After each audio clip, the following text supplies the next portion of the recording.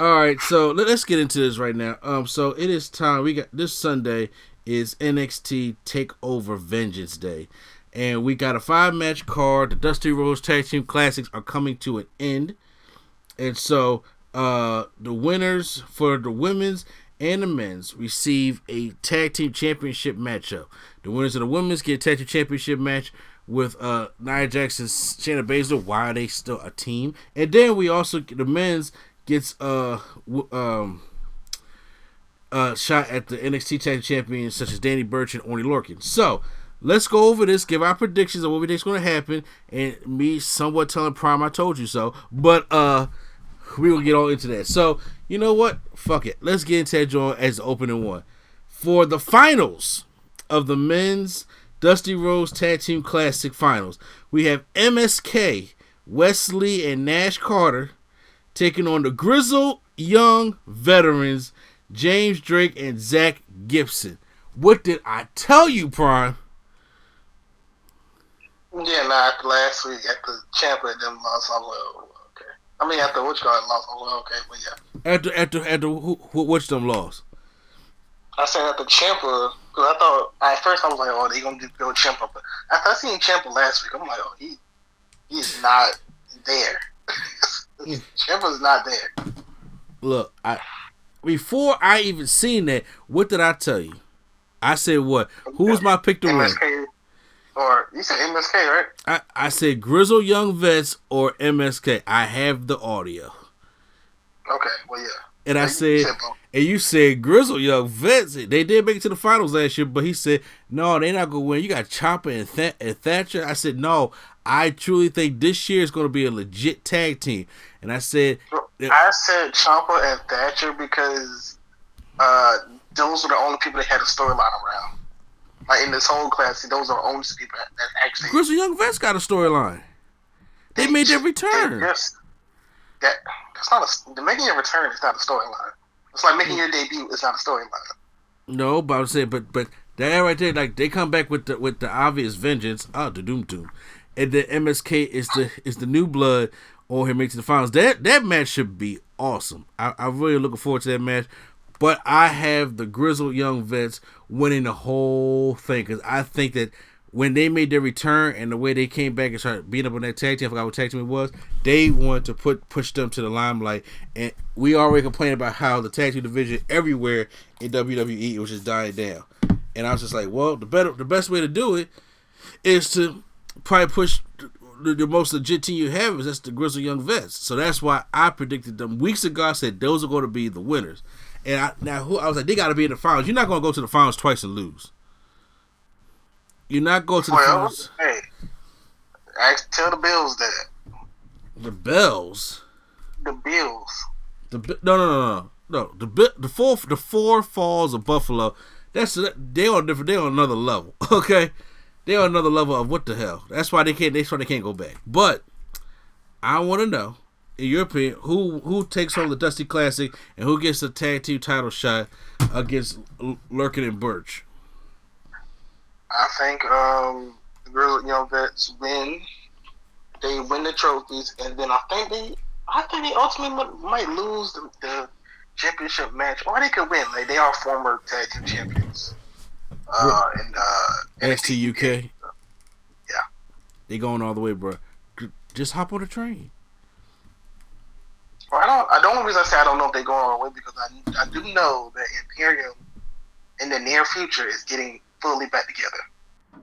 That's why I say I don't know. Well, the Grizzly Young Vets ain't got nothing to do with that.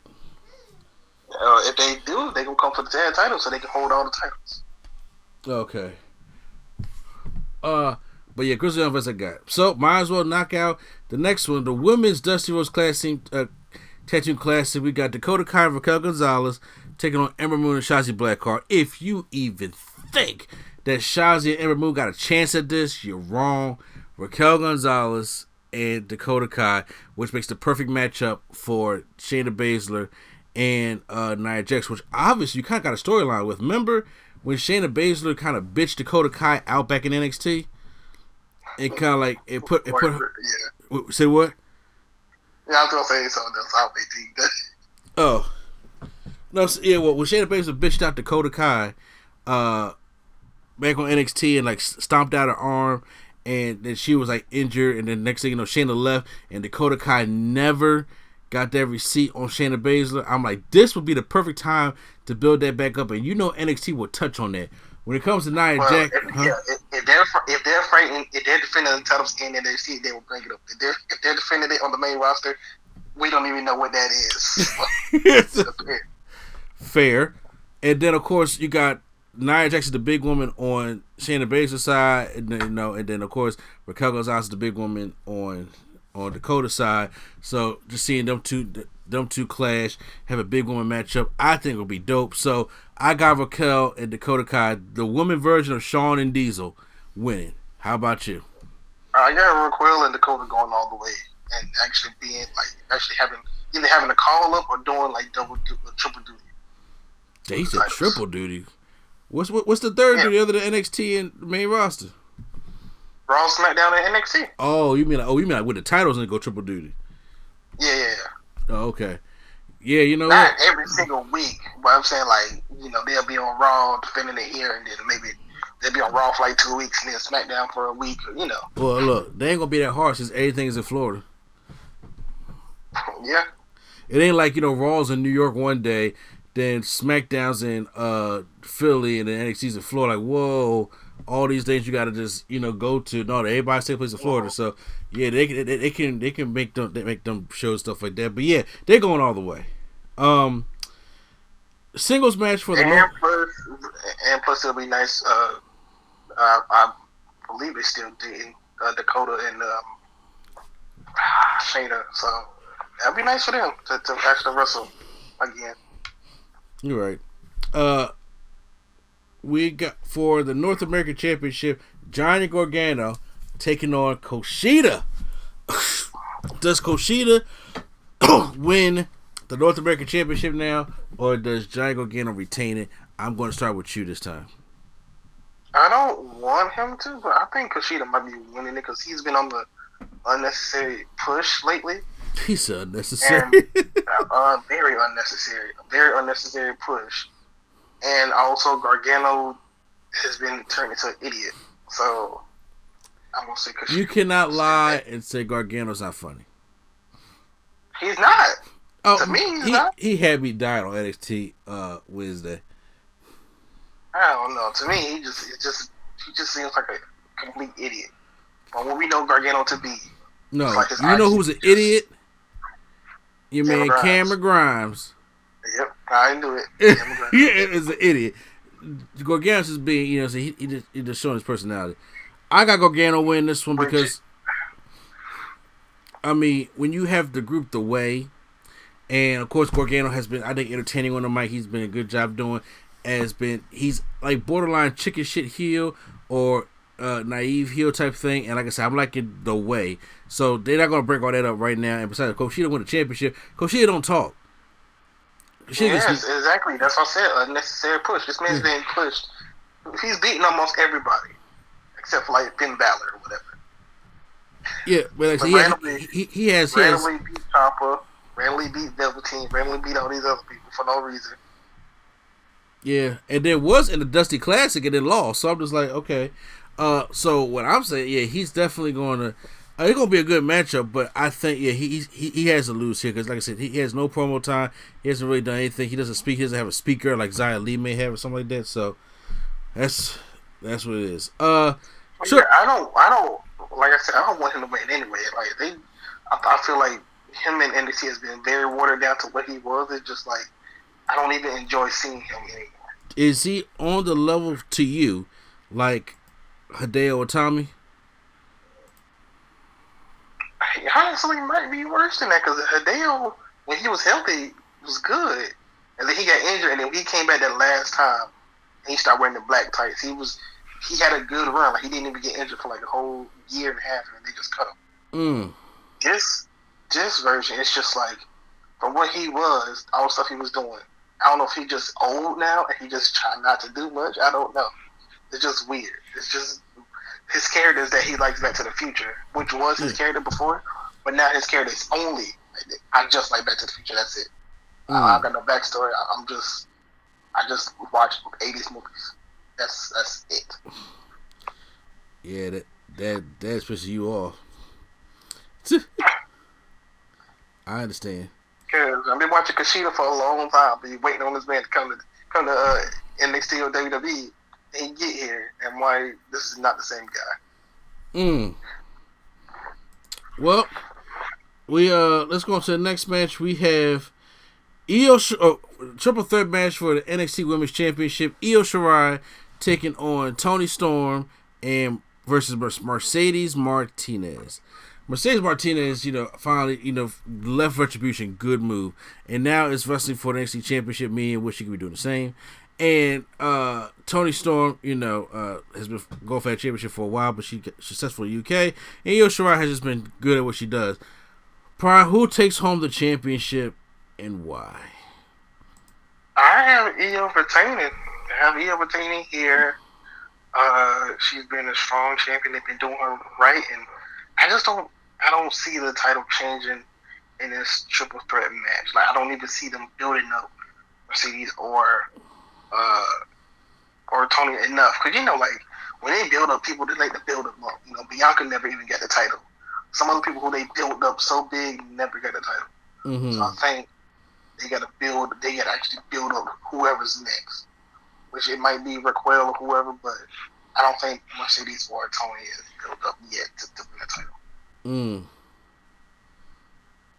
title. Well, Mercedes made an impact.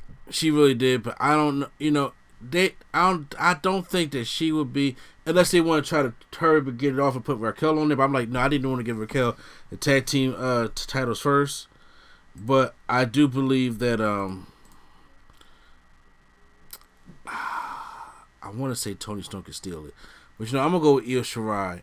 Who I got Toni Storm taking the pin now. I got Mercedes taking the pin. Really? Oh, really? Mercedes, yes, already, because she is still the older veteran. Even though they want to build her job, she still is not the young lion to be. She still can put people over. You know what? As you saying that, you do make a good point. But we both got Io Shirai winning, right? Yeah. And the main event for the NXT Championship, Finn Balor taking on Pete Dunne. This should be a classic for 2021. This should be a match of the year candidate for 2021. But will it, though? Will Finn Balor retain, or will Pete Dunne be the new championship crown? I remember you said earlier in the months that they're building up Pete Dunne. He came back all slim to win that championship, and then him and only Loki and Dave Briscoe have all the belts with no Pat McAfee, because they need Pat McAfee for their group. But what is your take? Does Finn Balor retain, or does he lose? I can see him retain here. They have like a rematch or something, but I can see him retain here, and I can see like Undisputed Era coming out and getting involved, and I can see Danny Burch and only Logan coming out and getting involved, and potentially maybe Pat McAfee getting involved, depending on how they want to do it, if they want to bring him back. But I can potentially see all of them getting involved, and Finn Balor end up winning, and maybe either celebrate with Undisputed Era or some kind of way. I can see him winning, then maybe that night set up a next opponent, which would probably be Pete Dunne in a rematch or a multi-man match.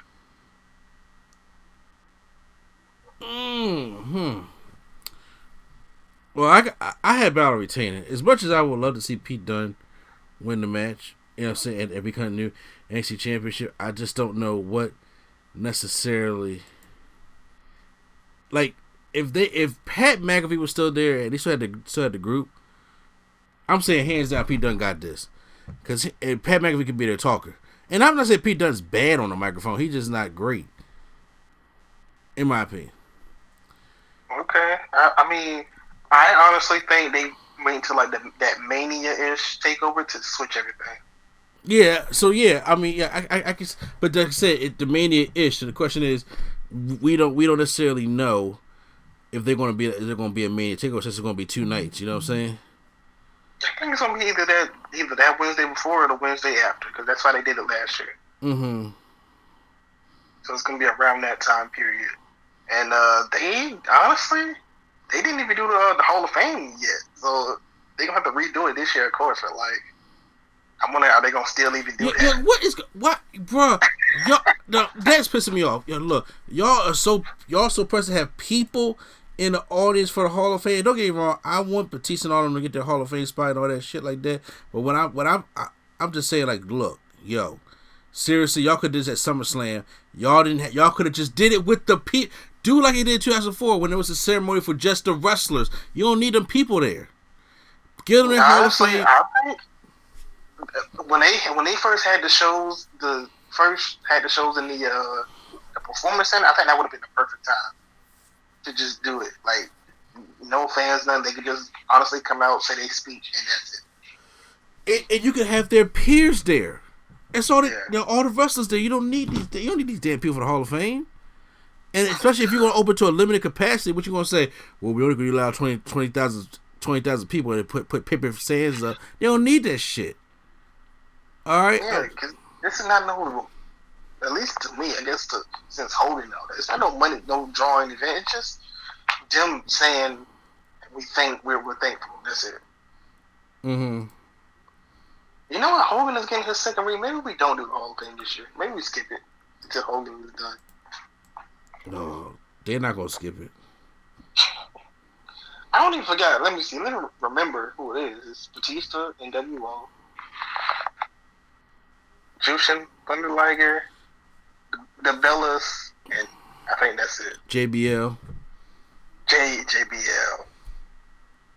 Yeah, so I think that's it. If it's one more, I'm probably missing one. So wait a minute, man. Scott Hall has 2 rings. Kevin Nash has 2 rings. Hulk Hogan has 2 rings. Don't say it. I knew you was about to say it. Don't say that shit, man. X-Pac does not need to be a Hall of Famer that has 2 rings. Well, you gonna have 3. What you talking about? Yeah, I'm about to say, like, X-Pac don't need to be having. Oh, come on now, man. X-Pac got 2 before Triple H got. He just got 1. You know what I'm saying? Triple H used to have 2. First of all, so when you look at the elite class of people that have 2 rings, look, you got Hogan, Kevin Nash, Scott Hall, Bret Hart, Shawn Michaels, Booker T, Ric Flair. Yeah, Ric Flair and X-Pac. Yeah. That's that's the elite class, all right. And so okay. You gonna have some other ones that's like, I don't know about that one. Oh, I mean, potentially Christian, potentially. Christian could be a 2-ringer. Godfather, a 2-ringer. Which you don't need to be, but okay, sure. The Rock need to have 2 to 3. Okay. Well, if Godfather is a 2-ringer, then that means Ron Simmons will be a 3-ringer. Ron Simmons needs to be a 3-ringer though. He's gonna be a 3-ringer. JBL's gonna be a 2-ringer. Yeah. Because thinking about this, but honestly, I really think that a while ago they were talking about putting matches in. Well, hold on, before we do that.